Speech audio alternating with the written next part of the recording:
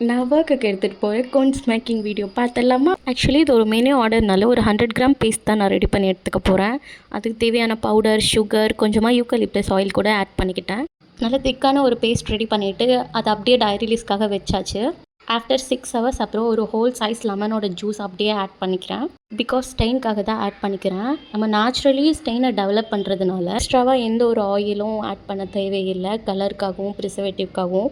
Because இந்த ஒரு ரீசன்னால் மட்டும் மார்க்கெட்டில் கிடைக்கிற பேக்கிங் கோன்ஸை விட நம்மளோட கோனோட ஷெல்ஃப் லைஃப் ரொம்பவே கம்மியாக இருக்குது. பட் அதுதானே சேஃப்.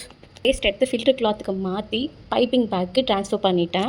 இந்த ப்ராசஸோட டஃபஸ்ட்டு பார்ட்டுக்கு வந்தாச்சு. வேறு ஒன்றும் இல்லை, அந்த பைப்பிங் பேக்லேருந்து ஃபில்டர் கிளாத்தை எடுக்கிறது தான். இந்த பேஸ்ட்டுக்கு அப்ராக்சிமேட்லி எனக்கு ஒரு 15 கோன்ஸ் கிடச்சிது. 1 பை 1 கோன் எல்லாம் ரெடி பண்ணி எடுத்தாச்சு, ரோல் பண்ணிவிட்டு.